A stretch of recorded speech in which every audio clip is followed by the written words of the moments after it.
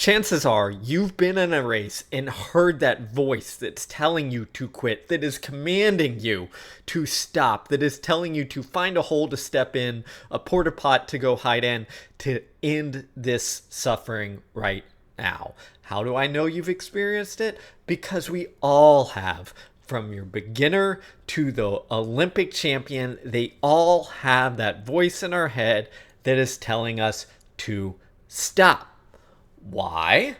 Because it's how our brain works. And today what we're going to do is outline why that occurs, and more importantly, give you 6 tools to deal with and navigate that discomfort, that pain, that fatigue, that voice telling you to quit or stop. So first, why does it occur? Our brain is protective. So whenever we take on a challenge, especially a physical challenge, it's essentially doing an inner calculation. It's saying, you know what, this goal is worth it, but at what price? How much is it worth it? We're weighing the risk versus the reward. Our brain is asking, is the juice worth the squeeze? Now, if it's a meaningful goal, which often it is when it comes to racing, we push a little bit harder. But at the same point, our brain is more protective. It's more lenient towards protecting because it doesn't quite trust us. We know that a motivated person would do something dumb if our brain didn't interfere. So what happens is your brain starts to send that alarm, to signal the panic button, to send those negative voices into your conscious mind to try and first get you to consider slowing down or easing the pain. And then over time, if that doesn't work, make the alarm, the voice louder until eventually it might have to voluntarily shut you down. And we know this because if you looked at the end of an elite marathoner running a race, or if you looked at the end of an elite performance doing a time trial to exhaustion, the muscles always have more to give. We still have glycogen in the muscles, so fuel to fuel us more.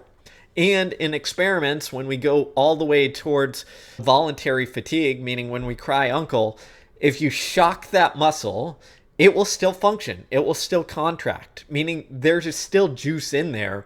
Our brain is essentially shutting us down before we hit actual empty, because unlike in a car where we can just refuel, get some gas, or maybe call AAA to bring some gas, when we go to actual zero, there's often pain, damage, maybe even death involved. So it's right that your brain is protective. All we're trying to do is shrink that gap between actual fatigue and when we need to be shut down and when we get to a point. Think of it like this. You're resetting that fuel gauge or fuel alarm in your car that many of us have that will tell you how many miles do you have to go till empty. And when we hit zero in our car, we're not actually out of gas because car makers realize that people are stupid too, and they'll drive to zero. So we often have 10, 15, 20 more miles left in the tank. Our brain is kind of similar. We just want to set that zero closer to when we're actually in danger without actually being in danger so that we can perform at our highest level. So that's how it works. What are some things that we can do? So step 1, I call it creating space to respond instead of react. So under high levels of discomfort and uncertainty, where you're in the middle of the race, it hurts a lot because you're in the middle, but you're still far enough away from the finish line where your brain can't say, I can make it. Those are the hardest parts. What happens is we get pulled towards reaction. Reaction is you're not thinking it through, you're not prioritizing the long-term goal. You're saying, what relieves me of this in this moment? It's essentially if you had a lot of hunger and you went to your cabinet and you said, oh gosh, like the candy right here is what fulfills me. I don't have time to cook this steak or these eggs or these vegetables to give me actual nourishment. Just give me the candy. When you're in a hangry mode, you reach for the candy. Okay? It's the same with our brain.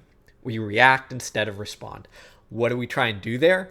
We've got to create a little bit of space there. So the moment the alarm gets loud, we don't just go to solve this as quick as possible. We calm things down and don't overreact. We don't jump to the thing. How do we do this? First, the simplest is you learn to sit with discomfort instead of trying to avoid it, instead of trying to fight it, to make it go away, to push it away. What we do is we learn to say, okay, this is normal. I'm experiencing some discomfort. It's okay. A great demonstration of this is actually when you hold your breath underwater.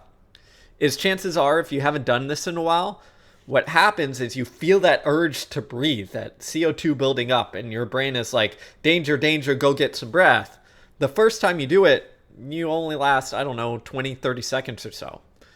Over time, you learn to sit with that alarm and realize, no, I'm okay, I'm staying calm, I still have way more time to go before I'm actually in danger. And you stretch that out to a minute or many minutes if you're a pro at this stuff. Same thing happens with discomfort. How do we do that? In workouts, learning to sit with it, to have what I'd call a calm conversation instead of a reaction, meaning, hey, this is normal. This is part of it. I've been here before. This discomfort is just a signal. It doesn't mean that I have to listen to it right now. You're trying to create a little bit of space. The other things you can do to create space is alter your interpretation. So if we see discomfort, fatigue, or stress as a negative, something to avoid, our brain goes, up, turn up the dial, hit the alarm, hit the panic button. This is the signal of bad stuff. As if we see it and treat it as, hey, this is just telling me I'm working hard. This is just telling me I'm pushing the bounds. I'm right where I need to be. Or the famous Steve Prefontaine quote where he says, essentially, some run the race to see who is fast. I run to see who hurts the most. You get the paraphrase. What he's doing is he's reframing that signal of effort and pain and discomfort, not as a negative thing to avoid, but as a thing to go towards. The more granularity in terms of the emotions and the feelings we experience, the easier it is to create that space to deal with the thing. Similarly, we can label the experience. We can say, that's just my inner alarm, the devil on my shoulder trying to convince me that this is real or that I should pay attention to it. This is just my crazy voice. This is just whatever. This is Steve the Frady cat, whatever you want to do it. You label the thing, okay? Or you label it as information. You say, this is my body telling me that I'm riding the line. This is my body telling me that I'm accumulating lactate or hydrogen ions or whatever it is. It's okay. I expect to do this. I'm in a race. Label the thing. Okay. Once we've create the space, the second tool is what I'd call actions. So a lot of the tools when we think of dealing with discomfort and pain and fatigue are what I'd call top-down, meaning you are altering how you think about the experience, okay? We also have a different approach in our brain and our nervous system, which is what we call bottom-up. We are altering the experience itself. This might be a little confusing, but you'll get it. Top-down is I'm changing my thinking. Bottom up is I'm changing my actions or my inputs, which then will alter my thinking and experience. So think of it like this. If I told you, hey, Steve, you look a little nervous. Can you relax? Guess what? Your brain goes, relax. What?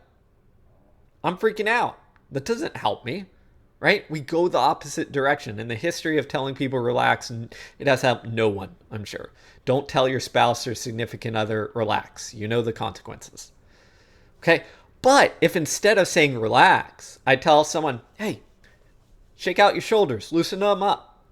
Take a deep breath, right? Slow breath in and out. Okay? Shake things out. What happens is often we intentionally relax or feel more relaxed because we've done the action and our brain goes, hey, you know what? I am a little bit more relaxed. I'm interpreting these signals. So it's not only when you're looking at relaxation, but it's also in taking other actions. So in the middle of the race, when you feel tight, what do? You go the opposite. You shake out your arms. When you feel your arms going across and tightening up, you loosen them up. You drop your shoulders. Whenever you feel like, oh man, I'm really letting that fatigue hit, you take an action which is talking out loud. And your brain goes like, hey, wait a minute. I'm not out of breath. I can still talk out loud. It's going to be okay. When you feel like, oh, I'm really tired, you straighten up your posture. You move forward a little bit. You get aggressive. Your brain goes, oh, I'm not falling apart and going backwards. I'm aggressive. You change the inputs, and often the psychology then follows. Actions often disrupt the mental kind of catastrophizing we have. The third one, change your focus. So what we pay attention to gets valued, okay? If I say don't think of a pink elephant, guess what? You're going to think of a pink elephant because you've primed your attention to say focus on this thing, even though you said don't, okay? Stress tends to narrow us. We need to often zoom out from the narrow bad thing, we'll say, the feeling of pain and fatigue in your legs, how your stomach feels a little upset, how you feel tight. The more we focus on that, the more we amplify that. Okay? But if we can zoom out and say, okay, I'm going to pay attention to the periphery. I'm going to look at my competitors. I'm going to adopt, instead of a harsh gaze, a soft gaze and almost a panoramic view. Guess what? That turns down the stress a little bit and puts us more in, I'm going to take in information and explore instead of what we'd call a narrow exploit zone. So step one with changing your focus under fatigue is often zoom out. Step two is often to zoom back in, but on something that is actionable and productive. So it's saying, look at that guy right in front of me. I'm going to lock in. I'm going to imagine there's a tether between me and him or me and her, and I'm not going to let go. I'm going to focus on getting to the next 400 mark, the next lap, whatever it is. I'm going to focus on seeing my coach the next go round and lock eyes so that I have that boost of someone is here supporting me. You change your focus to something that is benefiting you. Okay, this fourth one, change your goals or comparison. So we talked about at the beginning where your brain is often running a calculation. Is the juice worth the squeeze? Guess what? Our goal or our comparison or how we frame success plays a large part in that calculation. Is it essentially worth it, right? And when stress hits us, we tend to discount that goal. We start to say, you know what, it's not worth it for that little trophy or this race or whatever have you. We discount it. Instead, what we often have to do is amplify that a little bit, okay? And we'll talk about how to do that, or we have to make it meaningful, okay? So we have to do it for someone. Change your perspective. We might say, I'm going to run this mile for my daughter, my mother, the little kid who thinks I'm the role model. We might tell a competitor in the middle of the race what we want to hear when you're running alongside of them. We might say, come on, Susie, you got this, when that's what we want to hear, right? You're changing the value of the thing, okay? We make it meaningful. This fifth one, break that down, that comparison piece, to make it manageable. So you're taking your goal, and instead of making it, I need to finish the marathon when you're at mile 16, 17, and that feels not accomplishable, what you do is you break it down into something that's manageable. You say, I'm going to make it to mile 20, then I'll reevaluate. Forget about making it to the end goal. Just stay in this pack for until the next turn. Okay? You're chunking it. And you're taking the really big goal that we can't wrap our mind around because fatigue is hitting us, and you're saying, I'm just going to bargain with myself. And each time you bargain with yourself, you make it a little bit closer, and your goal is essentially to close that gap until you can smell the finish line and instincts take over, and your brain goes, okay, yeah, I can make it to the overall finish. So you bargain with yourself. And the last one that I'll include is what I'd call change your self-talk. Okay, we mentioned a little bit about talking out loud, which has an effect of kind of disrupting because we're not used to hearing ourselves talk out loud. It makes it seem like, okay, I got this. This isn't a big deal. Other ways we can do it is do what I'd call distant self-talk, or what research calls distant self-talk. So instead of talking to yourself in first person, you start going second or third person. Instead of, come on, I can do this, it's, come on, Steve, you've got this. What happens is your brain hears the difference and says, oh, this is like a friend giving me advice. I'm actually gonna listen to this. You can also do something that I'd call disrupting the cycle. So throwing in self-talk that is rare for yourself. If you never cuss yourself out, then every once in a while you might want to cuss yourself out in the middle of a run, maybe silently, but also you can do it out loud, whatever floats your boat. But it acts as this like, hey, wait a minute. This is a little bit different. This is a new voice. It gets me out of that cycle of catastrophizing. And then the last way to change your self-talk is, what would a friend say to you in that moment? Okay? There's 6. I'm going to give you a bonus. I lied. 7 is changing your perspective or your time orientation. So often when we're in the thing, it feels overwhelming. It feels like it's do or die. It feels like we're never going to escape this moment. I want you to zoom way out from your time perspective and think, how would I evaluate this or look back at this when I'm done with this race? Good runner Brian Barraza called this the Jedi mind trick, where you feel or you picture yourself almost as third person, where you're looking back and saying, hey, at this moment, how am I going to see it? Or how will I see this race a year from now if you're nervous going into it, or if you're hurting in the middle of it? Will you remember it? Probably not. You're altering your time orientation a little bit and your perspective so that you realize, hey, yeah, this feels overwhelming in the moment, but it's not. It's okay. I'm going to get through this. A good friend and former professional runner, Phoebe Wright, put it like this to me once. Asked how she stood on the line of the Olympic trials, knowing this was like her career and dream on the line. And she said, I reminded myself that no one gives a shit about track and field anyways. And there's truth to that. But the point was, it feels overwhelming in the moment. And yeah, it's a big deal. But she doesn't need to make it any bigger of a deal than it actually is. Because in the grand scheme of things, the world will move on. The world will forget. And all that matters is you show up. So there's 7 tools on how to navigate discomfort. I hope that you find them valuable. If you do, like, comment, subscribe, send me your tools, your tips, comment them all.